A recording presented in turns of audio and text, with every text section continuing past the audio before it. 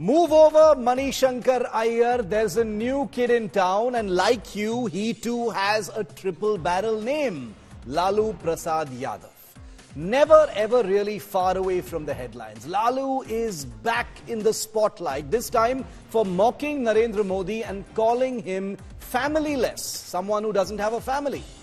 To be clear, viewer, a convicted criminal with no less than 9 children out on bail for health reasons is taunting the Indian Prime Minister, saying Modi has no family.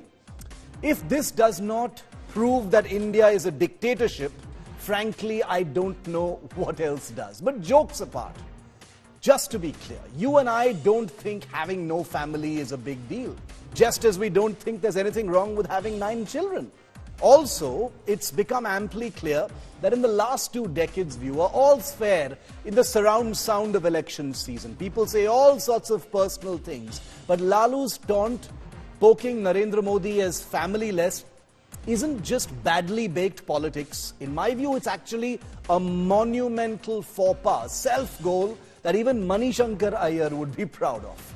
We don't know yet if the chaiwala of 2014, who became a chowkidar in 2019, is now the familyless of 2024.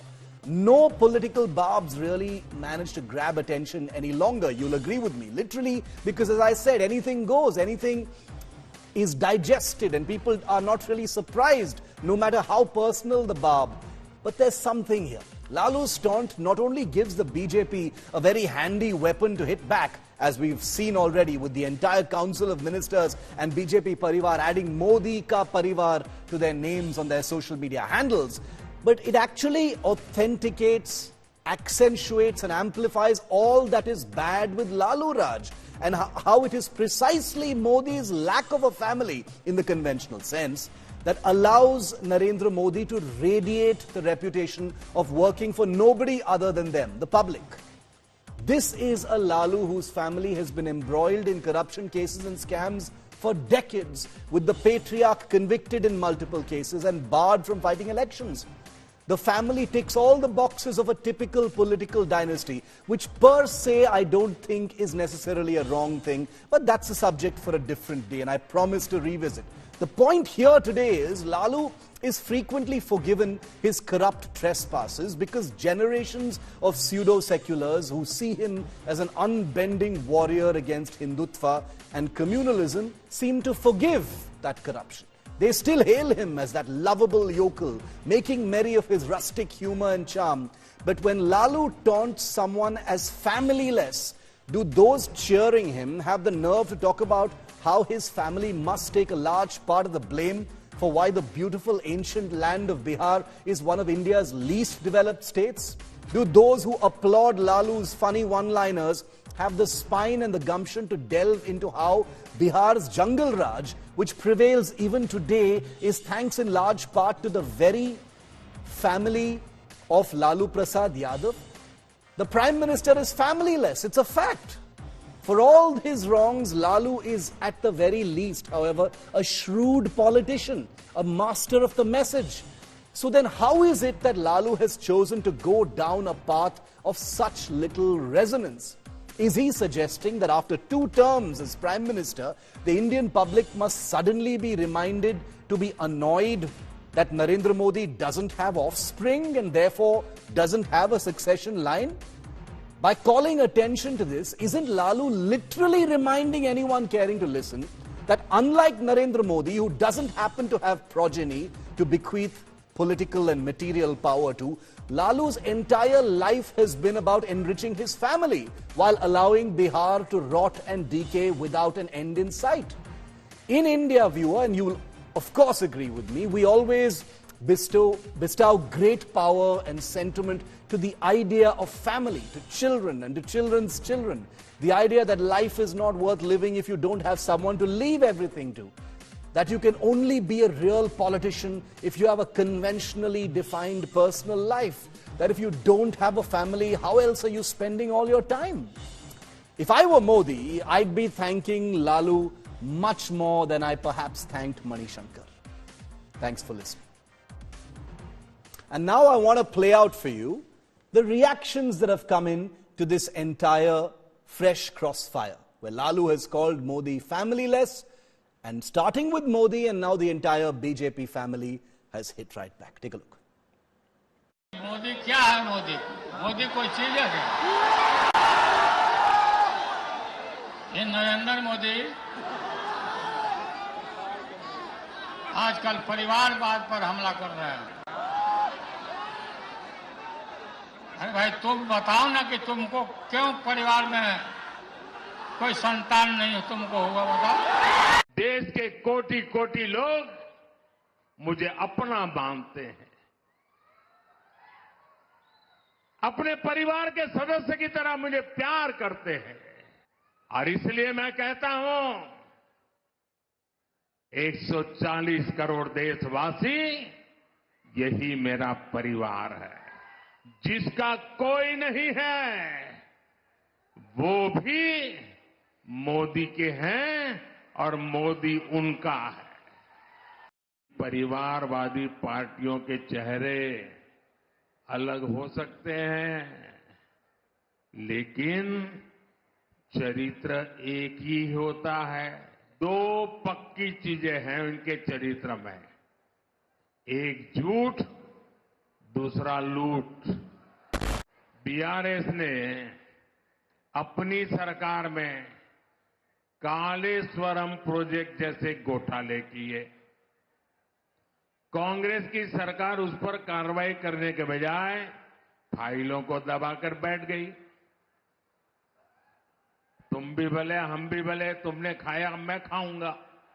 Telangana के गांव गांव से आवाज आ रही है, नौजवान भी बोल रहा है, बुजुर्ग भी बोल रहे हैं, महिलाएं भी बोल रही हैं, शहर वाले भी बोल रहे हैं, किसान भी बोल रहा है, मजदूर भी बोल रहा है। अब की बार 400 पार, अब की बार।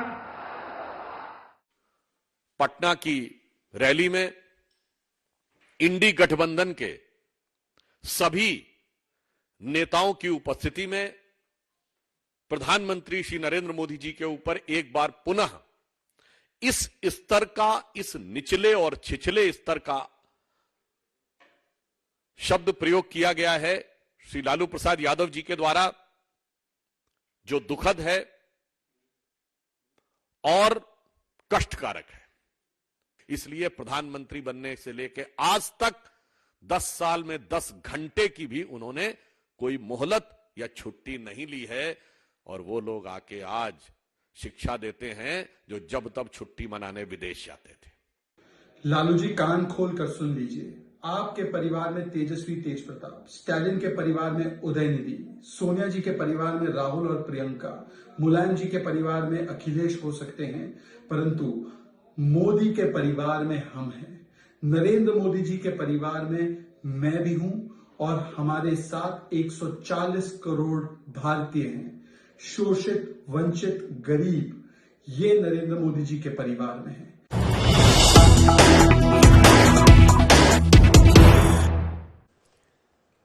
And the BJP has taken up what Lalu has said and converted it into a very, very high-octane campaign on the lines of Main Bhi Chaukidar in 2019. The BJP has now launched Hum Hai Modi Ka Parivar campaign after Lalu Prasad's attack on the Prime Minister, calling him familyless or someone who doesn't have a family and children. The BJP is now going to be distributing stickers, t-shirts and other merchandise.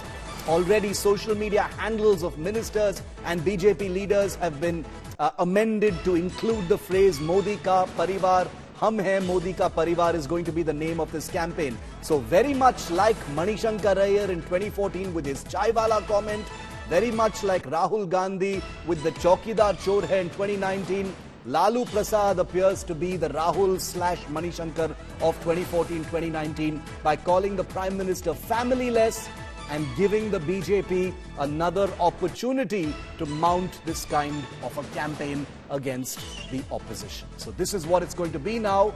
Modi Ka Parivar becomes the big rebuttal and rallying cry by the BJP. We'll move on now to another big story that took place today. The Supreme Court has pulled up Udidi Stalin of the DMK for his remarks last year on Sanatana Dharma. I don't need to remind you of what he said, but I will play it out for you. While criticizing Udayinidhi, the top court said that he has abused his rights. Here's the full story on Tamil Nadu Chief Minister M.K. Stalin's son, Udayinidhi Stalin, what he said about Sanatan Dharma, widely seen as perhaps one of the reasons why the opposition was washed out in the heartland states last year.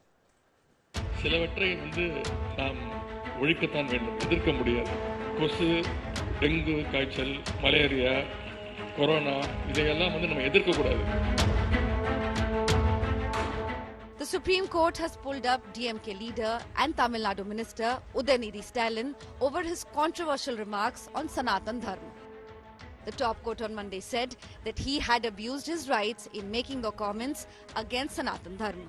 The court added that Udayinidhi is a minister and not a layman and should have been aware of consequences of his statements. Udayinidhi had moved the Supreme Court to get the multiple FIRs registered against him in several states clubbed together.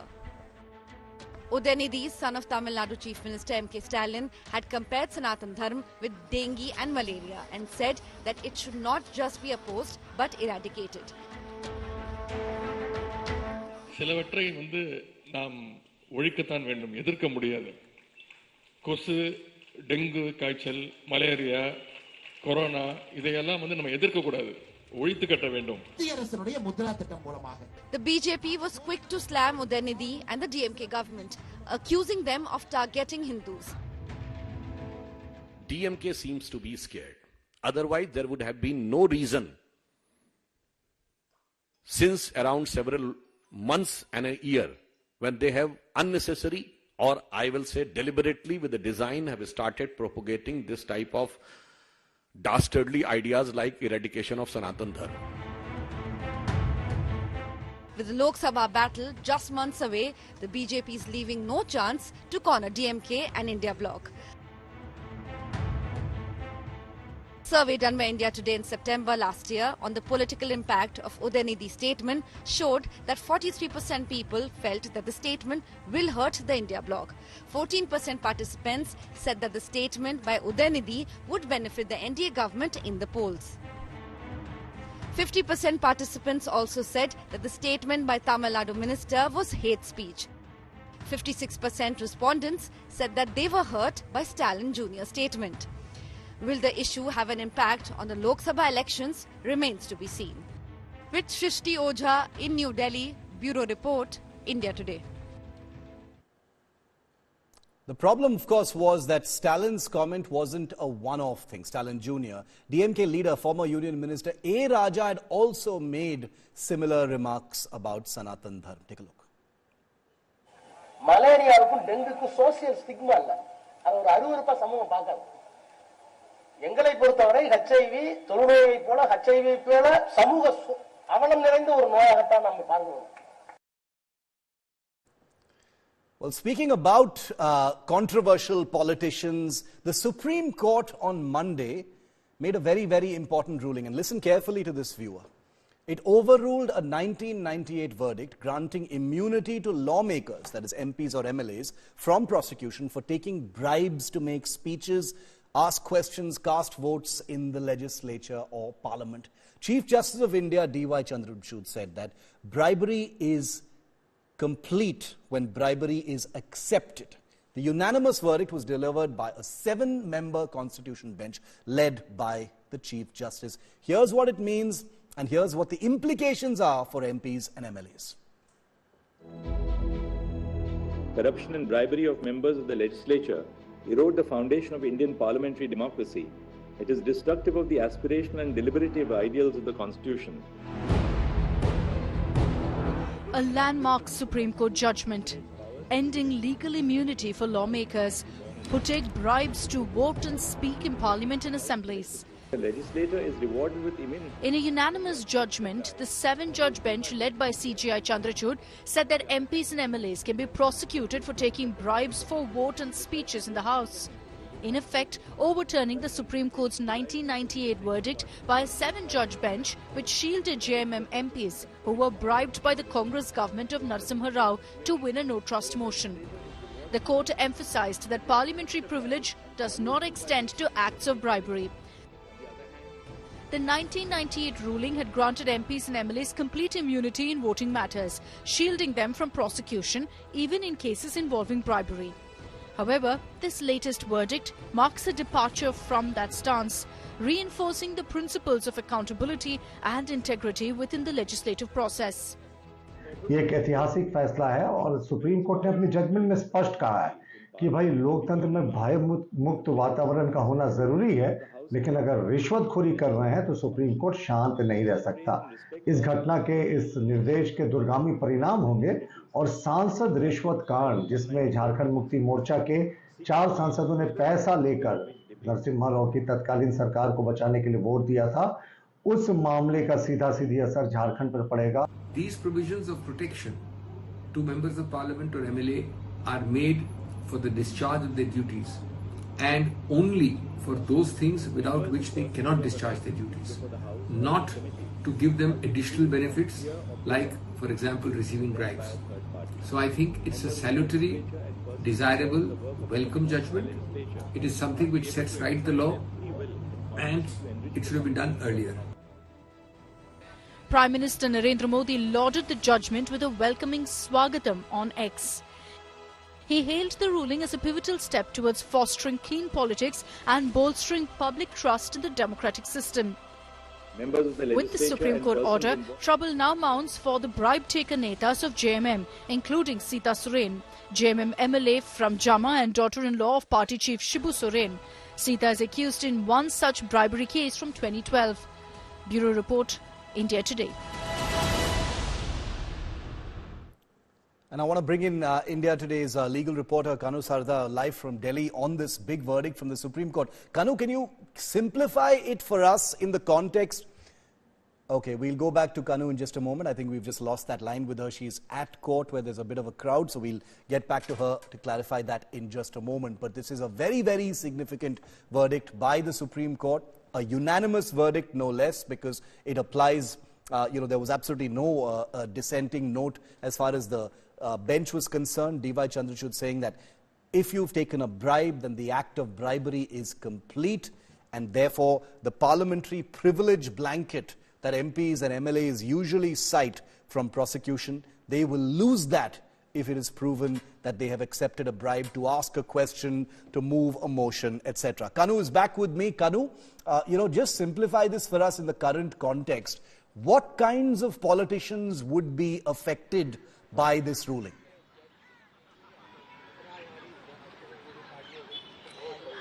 Well, Shiv, all kind of politicians, be it MLA, be it MP, be it MLC, all kind of politicians will be impacted from this judgment which has come from the 7 judges bench of the Supreme Court today, wherein it is clearly said that, the bribery cannot be claimed as an immunity by all these people. So very, very clearly, the top court had said that, you cannot claim immunity under Article 105 and 194 of the Indian Constitution, which had been given to them since 1998 in the P.V. Narasimha Rao judgment. So the Supreme Court today has set aside the old judgment and has, paved the way for the criminal prosecution for all these MPs and MLAs which are being blamed for taking bribes or speaking on anybody's behalf at the floor of the House or at the Parliament. Okay, Kanu, thanks very much for making that clear for us. Very interesting to see which particular politicians, MPs, MLAs, etc. will be immediately impacted by this judgment. Remember, there are many ongoing cases as well. We'll keep a track of that. Finally, a sad story, but there's still hope. 19-year-old Indian Navy sailor Sahil Varma had gone missing from his warship out at sea just a few days ago, sparking concerns and anguish from his family that's based in Jammu. The Indian Navy has released a statement saying that they're doing everything that they possibly can to find 19-year-old Sahil, a seaman in the Indian Navy. He was posted on board a warship when he went missing. Did he jump? Where is he? Nobody knows just yet officially. India Today reached out to Sahil's family in Jammu. They are, as you can imagine, desperate for answers and pleading for his safe return. Sahil's father in an emotional appeal, has urged Prime Minister Narendra Modi and Defence Minister Rajnath Singh to intervene and expedite the search efforts. Despite 6 days passing since Sahil's disappearance on the 27th of February, there's been no news of his condition or his whereabouts. 27 से लापता है, morning से। तो आपको सूचना किसने दी कि वो लापता है? सर जी, हमारे को कमांडर ने फोन करके बताया था 29 को, इनके वो अपने 37 घंटे के बाद, ठीक है, जो कि हमारे को 24 घंटे तक बताना चाहिए था उन्होंने। तो उन्होंने बोला कि साहिल मिसिंग है। 7 साढ़े 7 बजे वो था उधर, शिप पर ही थे, वो पर ही था, उसकी अटेंडेंस लगी है। उसके बाद 8 साढ़े 8 बजे रोलिंग होती है उनके, हमारे को पता नहीं 8 बजे होते, 8:30 बजे होते। उसके बाद वो बोल रहा नहीं मिला। आधे 1 घंटे में वो कहाँ चला गया, ये हमारे को क्या पता, वो तो उनके कैप्टन को पता होगा।